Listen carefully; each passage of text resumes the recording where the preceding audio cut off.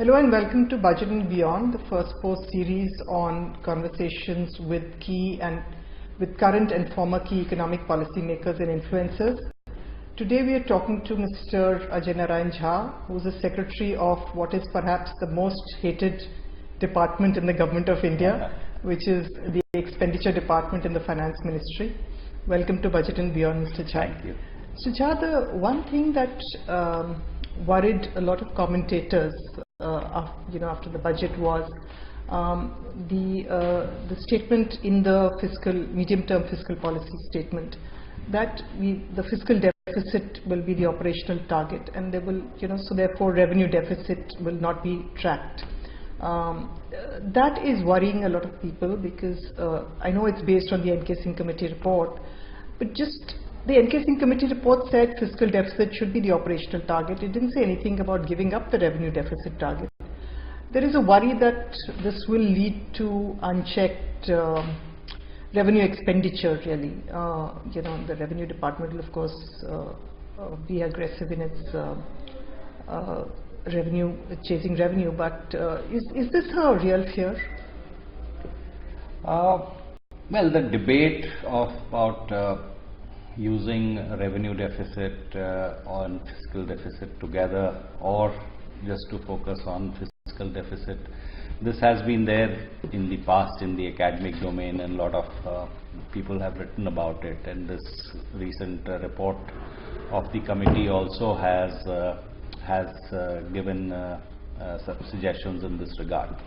Now there is of course a lot of investment that goes into human capital and on aspects of government which are basically treated as revenue expenditure.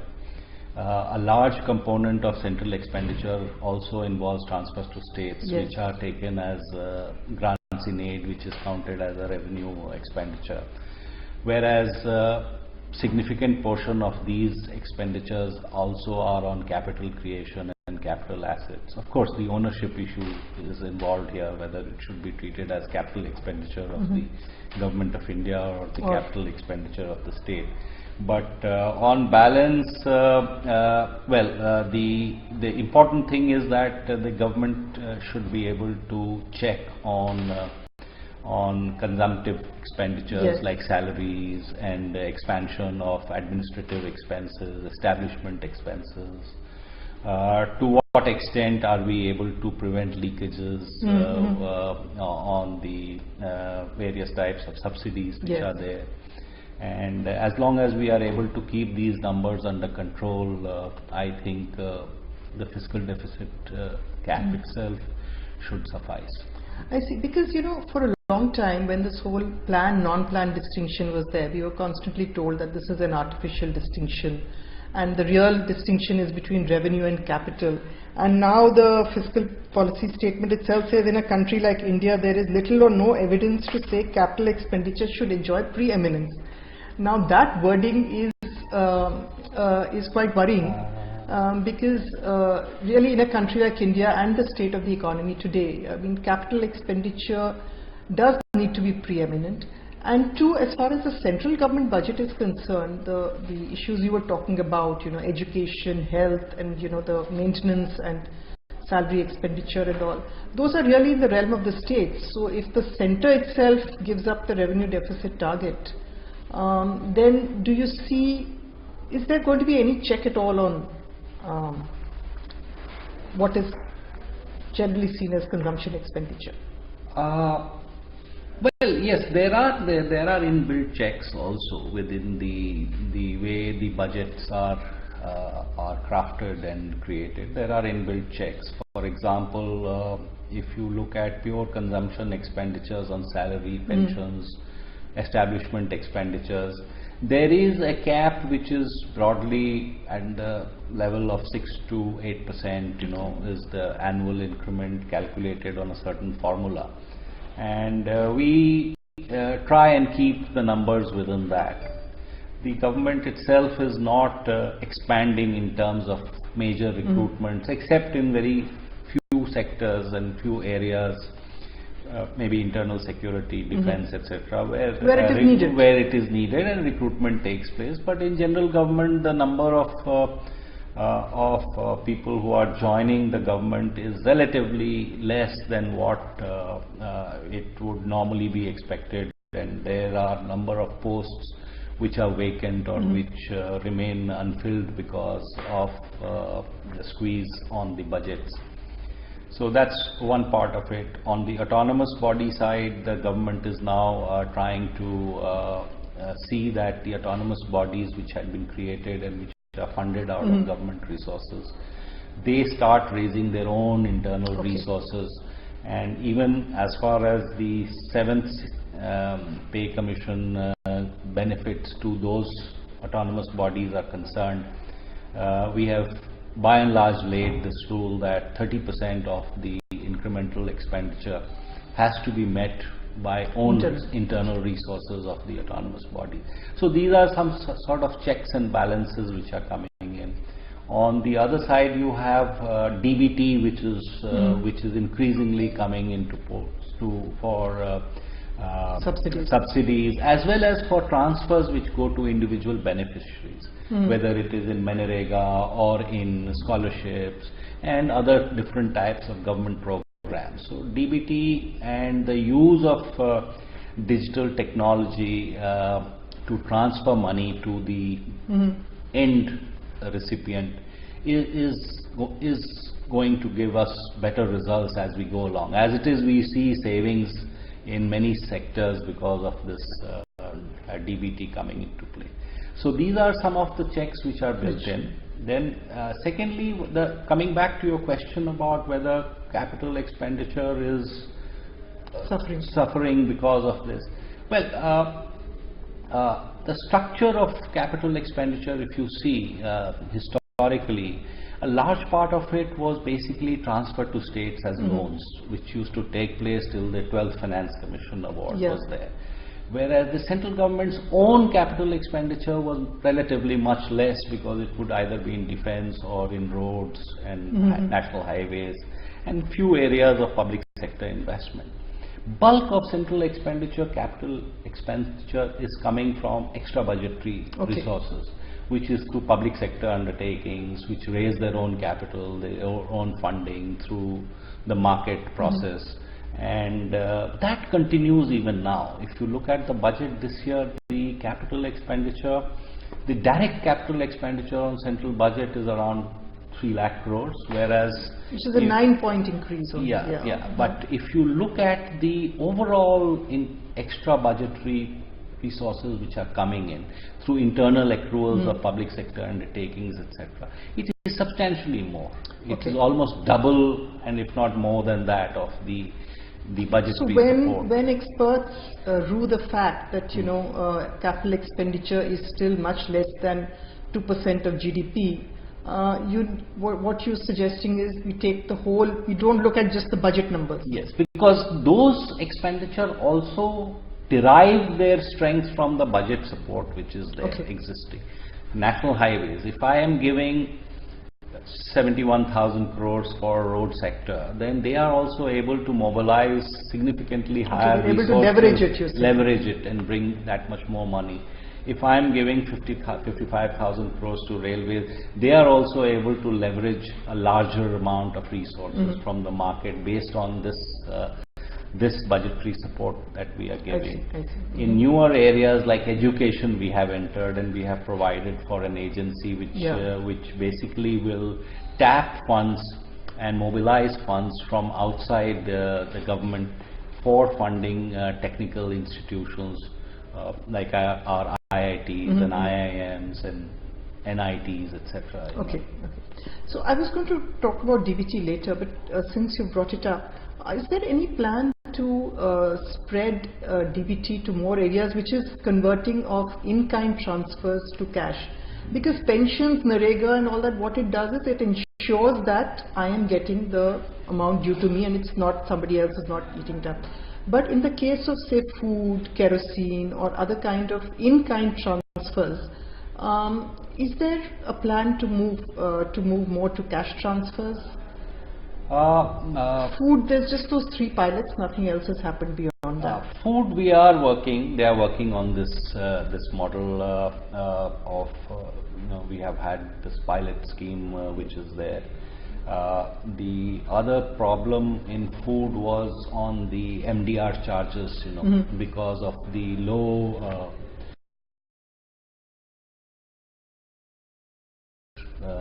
on individual accounts. Been also taken care of by the government, where we have said that up to 2,000 rupees we would bear the cost on government. So that should provide some encouragement to the dealers who will be handling this food grain to encourage digital transactions for transfer of money to the ultimate beneficiaries. What about kerosene? Fertilizers, we are trying. Understand that by April, states and areas. Kerosene also, some experiments have been taking place in Jharkhand and in Chandigarh and Haryana. So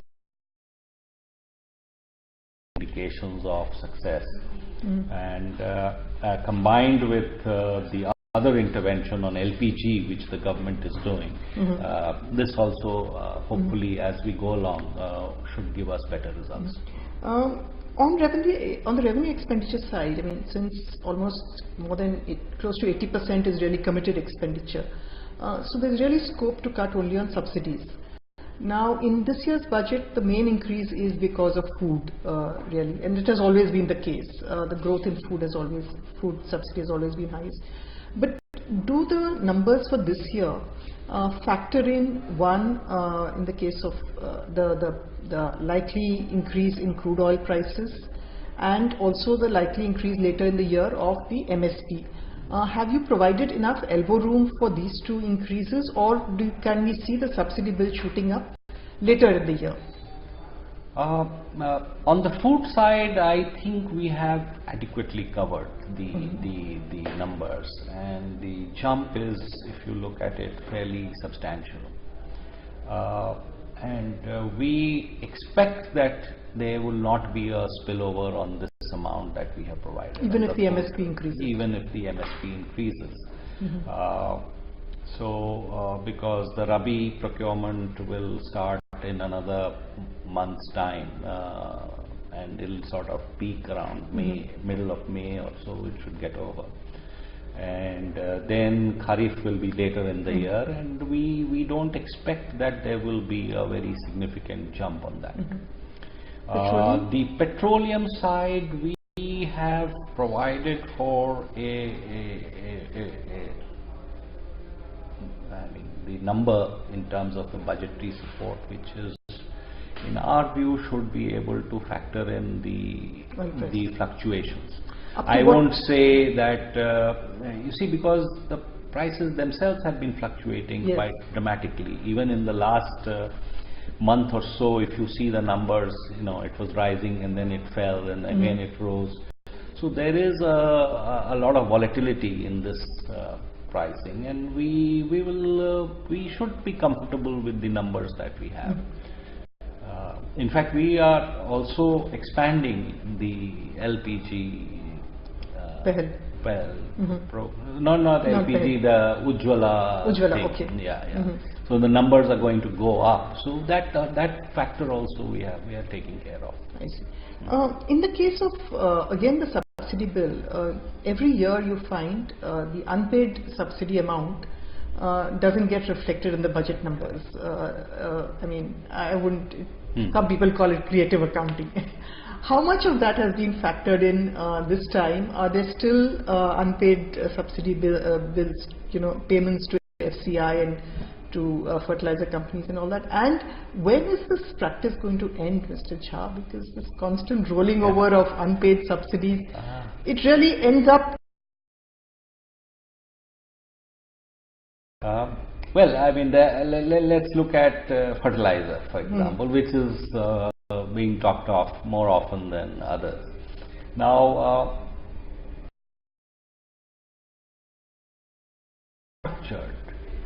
a lot of bills come with a lag of several months. So what happens is that say by end of March, which is the cutoff for the financial year, the bills up to say November, December only get taken into account, and whatever comes after December in say January, February, March gets carried over to next year. So this is a structural problem that I have seen, and but now what is happening is that with the move towards DBT, where the payments will now be at intervals of 15 days or a month at the most. I think 15 days is the number they are working on. But once that comes in, and I have had discussions with the fertilizer ministry officials and the finance people there, we should be in a position now to end that and go on to a more current. Will that be the case with FCI also? With the FCI also, because there also there is a lag between the time the bills come, they get verified, and then there is a transport element, and there are various subcomponents.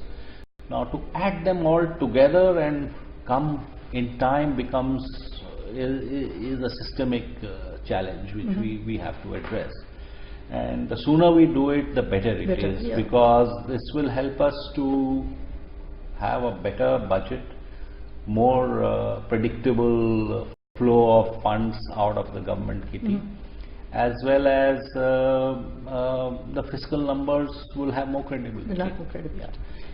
On the issue of food subsidy, again, this is, I mean, I'm sure the finance ministry should be trying, at least should be trying to push this.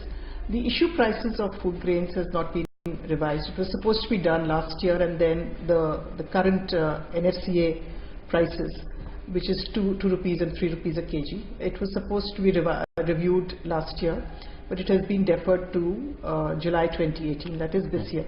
Now, as it is, when it was 4 rupees and 5 rupees earlier, even that had not been revised for more than a decade. And then after NFSA, it was further reduced. Do you see any scope, or has the finance ministry sort of flagged the issue that maybe come July 2018, we may need to increase the issue price because the cost of procurements are going up? Yeah, we'll look at it when it comes. As of now, at least we have not really focused on it. Ministry of Food is doing that, and they will be in a better position to.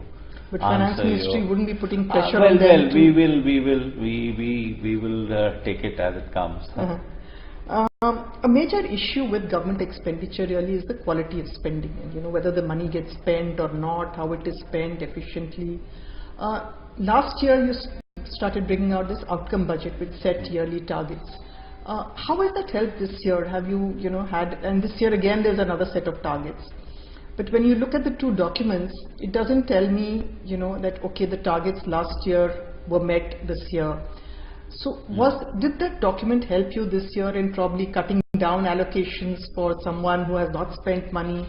How did the first outcome budget help you really in planning allocations for this year?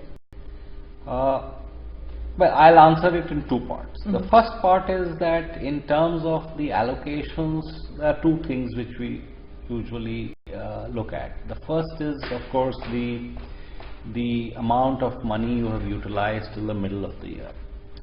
And the second thing is more related to outcome, which is how much of the money which you have claimed to have spent for the first 6 months actually has been spent on the ground, and to what extent has it led to some positive outcomes.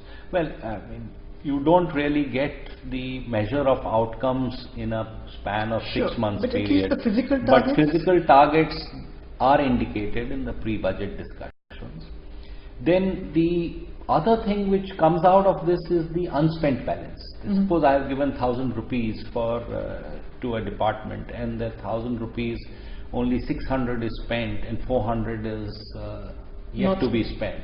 Then proportionately we calculate what will be his requirement till the end of the year and maybe reduce it. If he has spent 1,000 or has commitments of 200 more, then he may need more money than what has been provided for in the budget. So, there is this a formula. Helping. The document is helping. The document helps us, but we had also started an exercise with NITI on how to have a framework for monitoring, because there is no concurrent monitoring with both in the ministries as well as in the finance ministry or NITI, for example, as an outside agency which can look at the numbers and see whether the government programs are functioning properly or not. And we have come out now with a framework which has been vetted by all the ministries. They have contributed to it. This has been crafted in association with NITI, and we are waiting for an appropriate time for release of that. So that will be put on the web, so each ministry can also look at it and see and do real-time monitoring.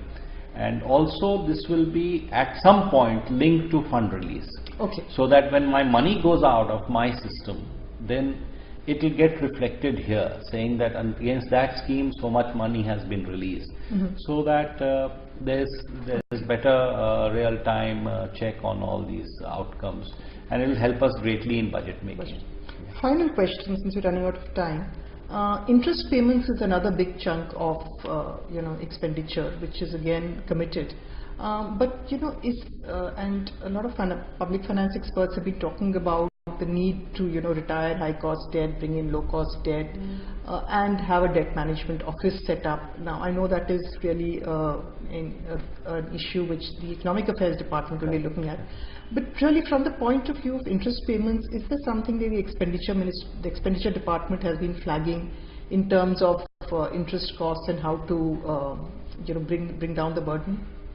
Yes, of course, interest costs are rising, and they constitute a very significant proportion of our close to 50%. Of our expenditure, and there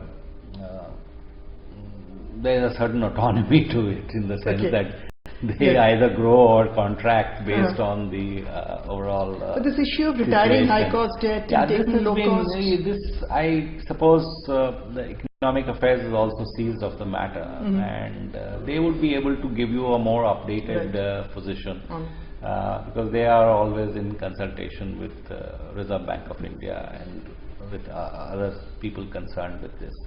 But from our perspective, yes, interest payments bring an element of inevitability that this is the amount which you are sort of you have to provide, and provide for fully. There can't be shortcuts there. Shortcuts there. Yeah. Thank you very much, Mr. Jha. Thank you very much. Thanks.